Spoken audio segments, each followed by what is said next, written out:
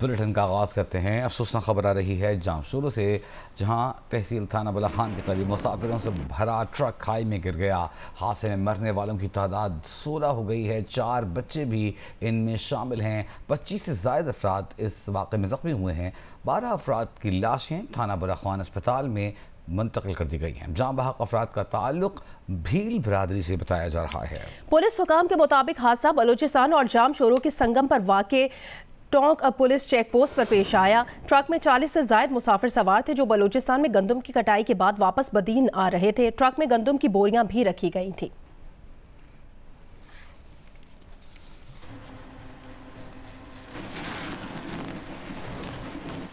मौसम की खबर दें, मुल्क भर में आज से 27 अप्रैल तक गर्मी की लहर का इम्कान है। NDMA ने एडवाइजरी जारी कर दी है। आज खैबर पख्तूनख्वा, गिलगित बल्तिस्तान और आज़ाद कश्मीर के मुख्तलिफ इलाकों में बारिश की पेशगोई की गई। कहीं खुशी कहीं गम की तरह मुल्क में भी बालाई इलाकों में मौसम निस्बतन मोतदिल और ठंडा है। बारिशें हैं तो दूसरी जानिब जो ज़ेरी इलाके हैं, जनूबी इलाके हैं, वहाँ मौसम शदीद गर्म रहने की पेशगोई की जा रही है। महकमा मौसमियात के मुताबिक गुज़श्ता 24 घंटों के दौरान मुल्क में सबसे ज़्यादा दर्जा हरारत जैकबाबाद में 43 डिग्री सेंटीग्रेड रिकॉर्ड किया गया। मिट्टी, बहावलनगर, नवाबशाह में 42, कराची, कसूर, लसबेला 41 डिग्री, लाहौर 38 और इस्लामाबाद 36 डिग्री, जबकि पेशावर 35, मुजफ्फराबाद 33 डिग्री रहा। दूसरी जानिब कोयटा में 25 और गिलगित में 22 डिग्री सेंटीग्रेड रिकॉर्ड किया गया। मुल्तान में भी गर्मी की शिद्दत रोज़ ब रोज़ बढ़ती जा रही है। मुल्तान में मौसम की सूरत हाल बताएंगी जियो न्यूज़ की नुमाइंदा सालिहा मलिक। जी, मुल्तान में भी रोज़ बरोज़ दर्जा हरारत में इजाफा होता जा रहा है और इस गर्मी के पेश नज़र जो लोग हैं वो बड़ी तादाद में टोपियाँ, छतरियाँ और सन ग्लासेस वगैरह ख़रीदने के लिए पहुँच रहे हैं, क्योंकि जो हीट वेव का इम्कान बताया जा रहा है महकमा मौसमियात के मुताबिक अगले कुछ रोज़ में जो टेम्परेचर है वो 4 से 5 डिग्री बढ़ेगा।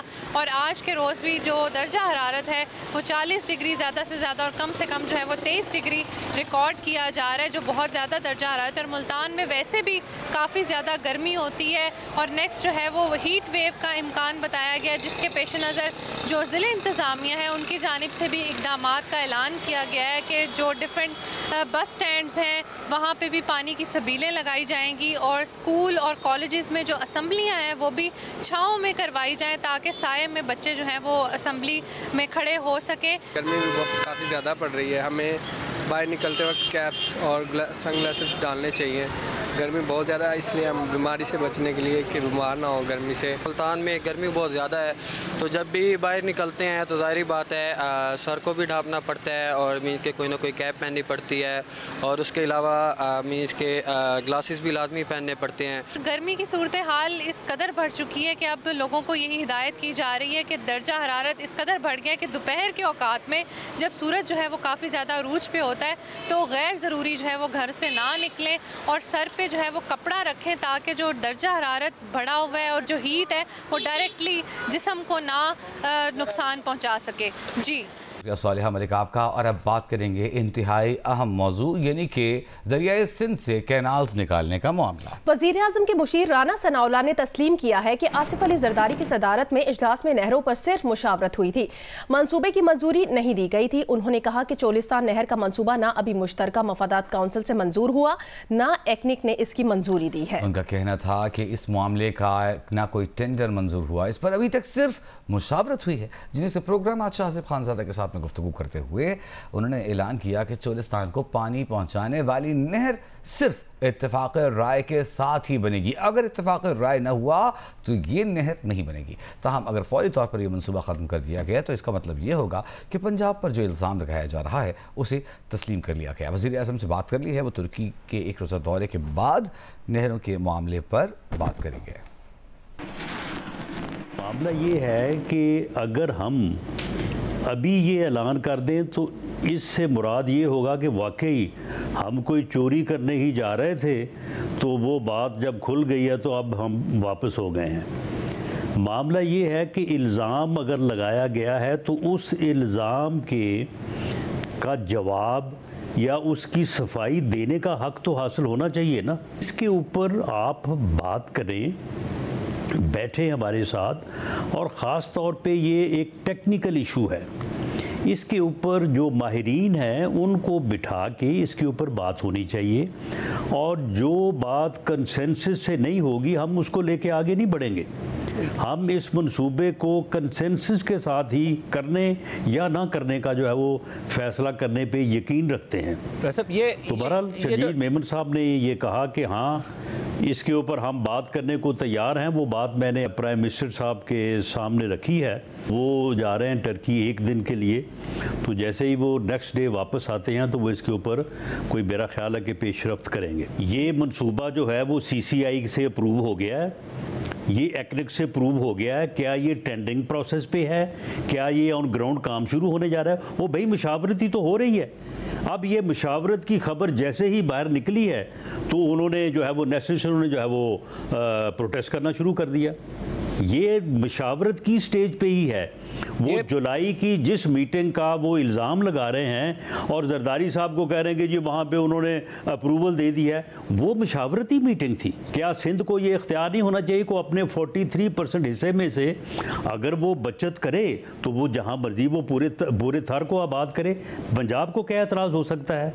इसी तरह से अगर टेक्निकली और मेज़ पे बैठ के अफ़ाम तफ़हीम से हम अगर कोई इम्प्रूवमेंट करना चाहते हैं तो मैं समझता हूँ कि हमारे ऊपर फिर इस तरह से इल्ज़ाम जो है वो नहीं लगना चाहिए। बात हुई प्रोग्राम आज शाहज़ेब खानज़ादा के साथ में वज़ीर आज़म के बशीर राना सनाउल्लाह के मौक़िफ़ की उन्होंने वफ़ाक़ का मौक़िफ़ पेश किया, तो दूसरी जानिब सिंध के सीनियर वज़ीर शर्जील इनाम मेमन ने सिंध और पीपल्स पार्टी का मौक़िफ़ वाज़ेह किया। उन्होंने कहा कि दरियाए सिंध से नहरें निकालना मुतनाज़ मामला है, मामला सीरियस हो चुका है। वज़ीर आज़म फौरी तौर पर यह मनसूबा ख़त्म करने का ऐलान करे।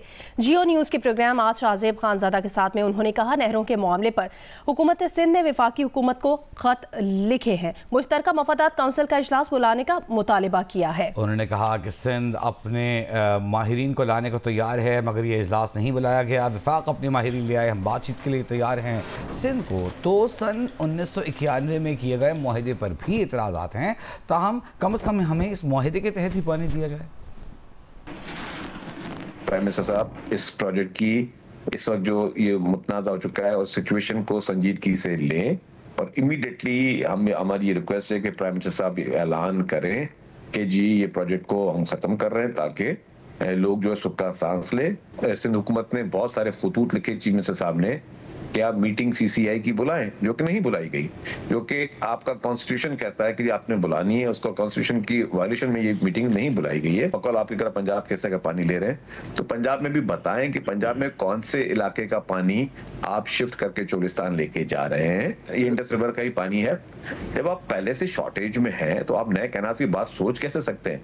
या तो आप तब कर रहे होंगे जब आप पहले अपना जो सिंध के हिस्से का पानी की बात करें ना, कि आपके पास टेलीमीटरिंग सिस्टम भी है, जो भी कुछ भी आपके पास है, जो सिंध को पानी मिलना चाहिए। आप अपने खुद इरसा की रिपोर्टें पढ़ लें, आप अपने वापडा की रिपोर्टें पढ़ लें कि हर साल जितना आपको सिंध का शेयर देना है पानी का, जब आप नहीं दे पा रहे हैं तो आप माने कि आपके पास पानी की शॉर्टेज है। हम डेडलॉक नहीं चाहते, हम अपने माहिरीन को लेके आएंगे, आप अपने माहिरीन को लेके, हम आपको दलील के साथ बताएंगे कि हमारी जो पॉइंट ऑफ व्यू है वो बिल्कुल ठीक है। मैटर ये बहुत सीरियस होता जा रहा है। मैं आपको वही कह रहा हूँ, अवाम के खदशात बहुत सीरियस हैं, संगीन है। और यही मैंने फिर कहा कि बाकी पॉलिटिकल पार्टीज बाद में निकली होंगी। हमने तो राइटिंग में लेकर हमने जरूरी नहीं कि हम उसको मार्केट करें, लेकिन वो लेटर जो रिकॉर्ड का ऐसा है जो कि फेडरल गवर्नमेंट ने भी रिसीव किए हैं, चीफ मिनिस्टर साहब ने भेजे और उसको मुख्तलिफ औकात में असेंबली में रेजोल्यूशंस के जरिए भी और असेंबली में मुख्तलिफ औकात पर हम हाईलाइट कर चुके हैं कि this is a genuine issue, उसमें कंसर्न दूर किए जाएं। वज़ीर ख़ज़ाना मोहम्मद औरंगज़ेब ने IMF और आलमी बैंक के सरबराहों और अमरीकी महकमा ख़ज़ाना के असिस्टेंट सेक्रेटरी से मुलाकात की है। वर्ल्ड बैंक ग्रुप के सदर अजय बांगा से मुलाकात के दौरान वज़ीर ख़ज़ाना सेनेटर मोहम्मद औरंगज़ेब ने वर्ल्ड बैंक की मुसलसल मुआवनत को सराहा और मईशत में इस्तेहकाम के हुकूमती अज़्म का इयादा किया।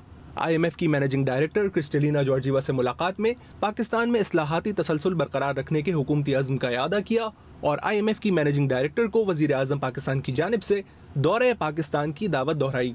वज़ीर ख़ज़ाना ने अमरीकी महकमा ख़ज़ाना के असिस्टेंट सेक्रेटरी रॉबर्ट कैपरॉथ से भी मुलाकात की। उन्होंने टैक्स निज़ाम, तवानाई, निजकारी, सरकारी इदारों, पेंशन और कर्जों के इंतजाम से मुतालिक जारी इस्लाहात को उजागर किया।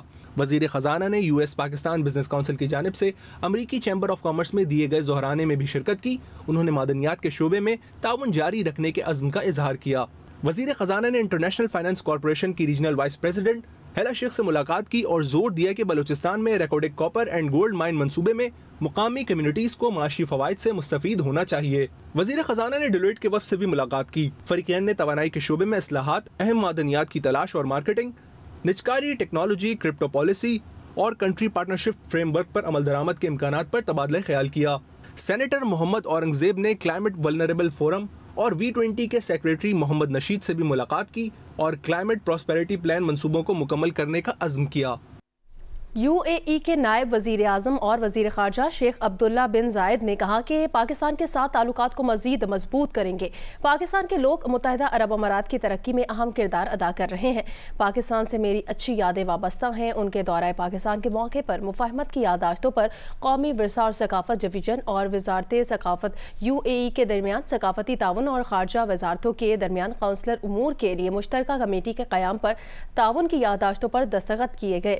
UAE पाकिस्तान मुश्तरका बिजनेस काउंसिल के क़याम के लिए ताउन की यादाश्त पर federation of Pakistan chamber of commerce और UAE ऐवान सनअत और तिजारत ने दस्तखत किए हैं। इस मौके पर शेख अब्दुल्ला बिन जायद ने कहा कि तिजारत और सरमायाकारी समेत मुख्तलिफ उमूर पर मजीद बातचीत होगी। इस मौके पर नायब वज़ीर आज़म और वज़ीर ख़ारजा सेनेटर मोहम्मद इसहाक डार के दरमियान मुलाकात में खित्ते और आलमी सतह पर बाहमी दिलचस्पी के उमूर पर भी खुलकर तबादला ख्याल किया गया। तर्जुमान वज़ारत ख़ारजा के मुताबिक दोनों रहनुमाओं के दरमियान गुफ्तगू खुशगवार और एतमाद पर मबनी माहौल में हुई। इस मुलाकात से दो तरफा ताल्लुकात को नई जहतें मिलेंगी। इस मौके पर नायब वज़ीर आज़म इसहाक डार ने मुअज़्ज़ज़ मेहमान को अपने घर में खुशामदीद कहा। पाकिस्तान और UAE के दरमियान बरादराना ताल्लुकात हैं। कहा बहुत से मंसूबों पर हम मुश्तरका तौर पर काम भी कर रहे हैं।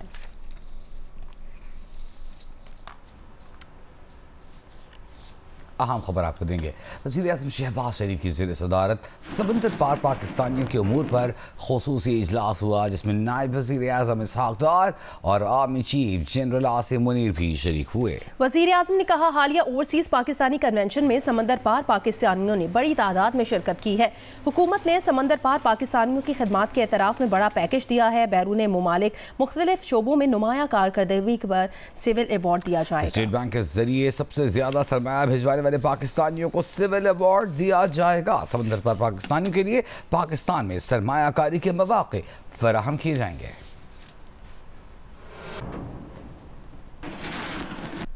हज के ख्वाहिशमंद 67,000 अफराद का मामला लटक गया है। वजारत मजहबी उमूर ने इल्ज़ाम लगाया कि निजी टूर ऑपरेटर्स ने अदालत जाकर वक्त ज़ाया किया। वफाकी वज़ीर सरदार यूसुफ ने कहा कि सऊदी हुकूमत का पोर्टल बंद हो चुका है, अब वो मजीद आज़मीन को इजाज़त देने पर आमादा नहीं है।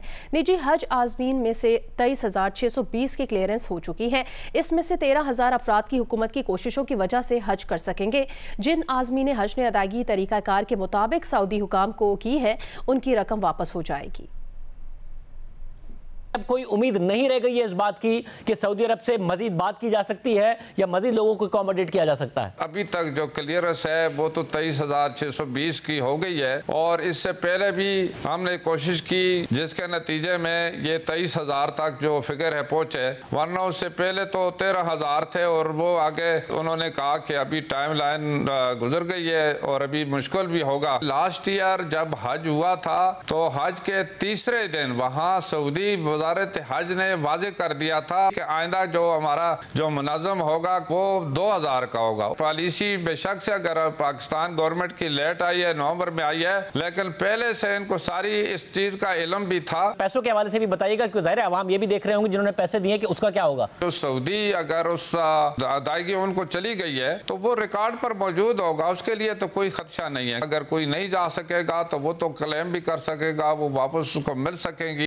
और बात करेंगे इंसदाद पोलियो मुहिम की। मुल्क के दीगर अजला की तरह मियांवाली में भी 5 रोज़ा इंसदाद पोलियो मुहिम का आगाज़ कर दिया गया और डिप्टी कमिश्नर खालिद जावेद गोराया ने 5 साल से कम उम्र के बच्चों को पोलियो से बचाव की वैक्सीन के कतरे पर लाकर मुहिम का इफ्तिताह किया। तफसीलात मलिक असमतुल्लाह से। जी बिल्कुल, मुल्क के दीगर इलाकों की तरह ज़िला मियांवाली में भी इस साल की दूसरी 5 रोज़ा इंसदाद पोलियो मुहिम का आगाज़ कर दिया गया है और इस मुहिम के दौरान महकमा सेहत की मेल और फीमेल पोलियो वर्कर पर मुश्तमिल 1404 टीमें ज़िला भर के अंदर 5 साल से कम उम्र के 3,25,831 बच्चों को पोलियो से बचाव की वैक्सीन के कतरे पिलवाएंगे। इस हवाले से DHQ मियांवाली में एक तकरीब का इनेकाद किया गया, जहाँ पर डिप्टी कमिश्नर खालिद जावेद गुराया ने 5 साल से कम उम्र के बच्चों को पोलियो से बचाव के हिफाजती कतरे पिलाकर मुहिम का बाकायदा इफ्तिताह किया। इसी हवाले से मीडिया से बात करते हुए डिप्टी कमिश्नर खालिद जावेद गुराया का कहना था कि वालिदैन को चाहिए कि वो पोलियो टीमों के साथ तावन करें और अपने 5 साल से कम उम्र के बच्चों को पोलियो से बचाव के हिफाजती कतरे पिलाएँ ताकि कौम के मुस्तकबिल के मेहमारों को उम्र भर की माजूरी से बचाया जा सके।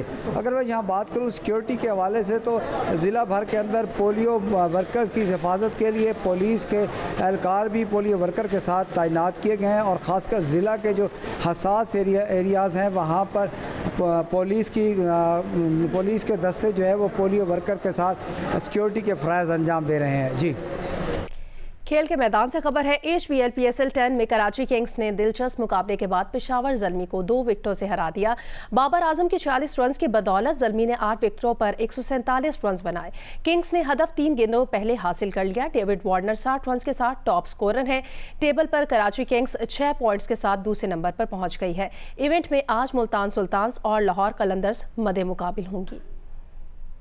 कराची में PSL 10 के आखिरी मैच में पेशावर ज़ल्मी की बैटिंग लाइन शुरू ही में लड़खड़ा गई। साइम अयूब 4 और टॉम कॉलर केडमोर 7 रन बनाकर आउट हो गए। बाबर आजम भी शुरू में परेशान दिखाई दिए, लेकिन फिर 7 चौके लगाए और 46 रन बनाए। मोहम्मद हारिस ने 28 रन की इनिंग्स खेली। उसके बाद विकेटें तेजी से गिरी, लेकिन अलजारी जोसेफ ने सिर्फ 13 गेंदों पर 24 रन बनाकर टीम का स्कोर 8 विकेट पर 147 रन तक पहुंचा दिया। अब्बास आफरीदी और खुशदिल शाह ने 3-3 खिलाड़ियों को आउट किया। हदफ के ताकुब में कराची किंग्स की पहली विकेट पहली गेंद पर गिर गई। टिम साइफर्ड आउट, फिर जेम्स विंस 11 और 7 बेग 9 रन बनाकर लौट गए। इस मुश्किल में कप्तान डेविड वार्नर एक एंड पर डट गए। वार्नर ने 8 चौके लगाए, 50 बनाई। डेविड वार्नर 60 रन बनाकर आउट हो गए, लेकिन अब जिम्मेदारी खुशदिल शाह ने संभाल ली और उन्होंने 23 रन की नाकाबिले शिकस्त इनिंग्स खेलकर हसन अली के साथ कराची किंग्स को 2 विकेट से फतह दिला दी। इस कामयाबी के साथ कराची किंग्स के 5 मैचेस में 6 पॉइंट्स हो गए और वो टेबल पर दूसरे नंबर पर पहुंच गई। इस्लामाबाद का पहला नंबर है। इवेंट में आज मुल्तान सुल्तान्स का मुकाबला लाहौर कलंदर से मुल्तान में होगा। सॉफ्टवेयर सर्टिफाइड ट्रेनर्स के लिए पाकिस्तान में पहली बार टेक्नोलॉजी इवेंट वफाकी दारुल हुकूमत इस्लामाबाद में हुआ। माहिरीन ने अपने तजर्बात से आगाह किया। तफसीलात रिजवान शाह से। रवां साल की दूसरी बड़ी पोलियो मुहिम का आगाज वजीर आजम शहबाज शरीफ ने बच्चों को पोलियो के कतरे पिलाकर किया। मुल्क भर में पोलियो वर्कर्स ने सुबह असेंबलियों का इनेकाद किया और मुल्क से पोलियो के खात्मे के अज़्म के तहत बच्चों को पोलियो के कतरे पिलाने का आगाज कर दिया है। डोर टू डोर हम लोग जाते हैं, हमारे पास 80 to 85 हाउसेज होते हैं और वहाँ पर ये इशू होता है कि लोग दरवाज़ा नहीं खोलते, रिफ्यूज़र होते हैं। ज़मीन पर बसते इंसान अपने इस मस्कन को बचाने के लिए कोशा है, लेकिन हमारे जैसे निस्बतन पसमानदा मुआशरों में ज़मीन को बचाने का शऊर पैदा करने के लिए अभी बहुत काम करने की ज़रूरत है। आलमी यौम अर्ज़ पर जियो न्यूज़ के नुमाइंदे आरिफ उर्फी की रिपोर्ट देखिए। सयारा ज़मीन पर आबो हवा के साथ साथ मिट्टी सबसे अहम उन्सर है, जिसे ज़मीन पर तेजी के साथ फैलते नाहल पजीर मादों से शदीद खतरात लाहक हैं। रोजमर्रा इस्तेमाल में आने वाली बच्चों की नेपियां ऐसे ही मटेरियल से बनती हैं जो जमीन को मुर्दा करने की जानिब धकेल रही हैं। देखिए, ये एनवायरनमेंट के लिए बहुत ही तशवीशनाक है।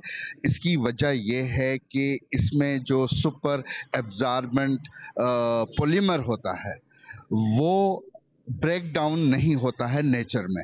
वो ज़मीन में हंड्रेड्स ऑफ ईयर्स रह सकता है। जब ये ज़मीन में हंड्रेड्स ऑफ ईयर्स रह सकता है, ब्रेक डाउन नहीं होगा नेचर में, तो यही एनवायरनमेंट के बारे में तशवीश पैदा होती है। हमारी कायनात में सिर्फ ज़मीन ही एक ऐसा सैयारा है जहां जिंदगी परवान चढ़ रही है। बाकी तमाम सियारे बेआबो गया पथरीली सतह पर मुश्तमिल हैं। सियारा ज़मीन ही हमारी ताकत है, जिसे बचाने के लिए मिट्टी, पानी, हवा, गर्ज तमाम कुदरती वसाइल को बचाना तमाम जमीन ज़ादों की जिम्मेदारी है। कैमरामैन नईम अहमद के साथ मोहम्मद आरिफ उर्फी, जियो न्यूज़, मुजफ्फराबाद, आज़ाद कश्मीर। यौम अर्ज मनाया जा रहा है तो ज़मीन की कोख क्यों ना अहम हो। फैसलाबाद में ज़राई यूनिवर्सिटी के साइंसदानों का कहना है कि आलूदा माहौल, केमिकल खादों और जहरीली कीड़े मार अद्वियात का ज़्यादा इस्तेमाल ज़राई ज़मीनों की कोख, बांझ और ज़राई पैदावार को जहरीला बना रही है। इस्लाम अल्लाह की रिपोर्ट देखिए। ज़राई साइंसदानों का कहना है कि कुदरती माहौल की खराबी और ज़राअत ने मसनूई खादों और कीड़े मार अद्वियात का बेजा इस्तेमाल ज़मीनी खुराक में जहरीले मादों को बढ़ा रहा है, जो इंसानों और जानवरों के लिए नुकसानदेह है। उसमें ख़ास तौर पे अगर ज़मीन की पोल्यूशन की बात करें तो हमारी जो फूड है उसमें कंटेमिनेशन आती है, जहरीले मादे आते हैं जो हमारी खुराक में और फिर हमारे लिए बीमारियों का बायस बनते हैं। ज़राई माहिरीन कहते हैं कि मसनूई खादें और जहरीली कीड़े मार अद्वियात की भरमार वक्त के साथ साथ ज़मीन को भी कमज़ोर कर रही हैं। हम केमिकल फर्टिलाइज़र इतना ऐड कर रहे हैं, अच्छा उसके बाद केमिकल फर्टिलाइज़र के बाद जो फसलों की बाकियात हम उनको आग लगा देते हैं, यानी ज़मीन को कुछ नहीं मिल रहा। जब सॉइल को कुछ नहीं मिलेगा, जहरें ऐड होंगी, खादें, केमिकल्स ऐड होंगे, सॉइल पे इतना लोड है, आबादी का भी लोड है कि सॉइल से प्रोडक्टिविटी हाई लेनी है और केमिकल का लोड है, तो ये सारी चीज़ें सॉइल को बांझ कर रही हैं। माहिरीन के मुताबिक पाकिस्तान की ज़राई ज़मीन को भांजपन से महफूज रखने के लिए मसनूई खादों और जहरीली अद्वियात के बेजा इस्तेमाल को तर्क करना इंतहाई ज़रूरी है। कैमरामैन अली असलान और मोहम्मद उस्मान के साथ इरफानुल्लाह, जियो न्यूज़, फैसलाबाद। रहीम यार खान में ब्यूटिशन की तरबियती वर्कशॉप का एहतमाम किया गया, जिसमें ख़वातीन की बड़ी तादाद ने शिरकत की। ब्यूटिशन के दरमियान दुल्हन को सजाने संवारने के मुकाबले के साथ साथ मेकअप और हेयर स्टाइल के जदीद तरीके सिखाए गए। तफसील देखिए जियो न्यूज़ के नुमाइंदे मलिक मोहम्मद असलम से। रहीम यार खान में आज एक रोज़ा ब्यूटिशन वर्कशॉप का एहतमाम किया गया, जिसमें मुख्तलिफ ऑर्गेनाइजर्स ने दुल्हनों को तैयार किया और मेकअप की तरकीब दी। यहाँ पर जो है मुख्तलिफ शहरों से ख़वातीन जो है यहाँ पर आई होती है, ख़ासतौर पर स्टूडेंट्स और पार्लर वाली ख़वातीन, ताकि इसको ज़्यादा से ज़्यादा सीख कर अपने मुआशी रोज़गार को मज़ीद बेहतर बनाया जा सके। यहाँ पर ख़वातीन ने जो मॉडल्स तैयार किए उनमें उनको इनामात भी दिए गए और इसके अलावा जो स्टूडेंट्स यहाँ पर शिरकत की थी उन्होंने भी यहाँ पर सीख कर एक सर्टिफिकेट हासिल किया, ताकि वो अपने पार्लर्स में ज़्यादा से ज़्यादा काम करके इस बेरोज़गारी के माशरे में अपना अच्छा और माशी रोज़गार हासिल कर सकें।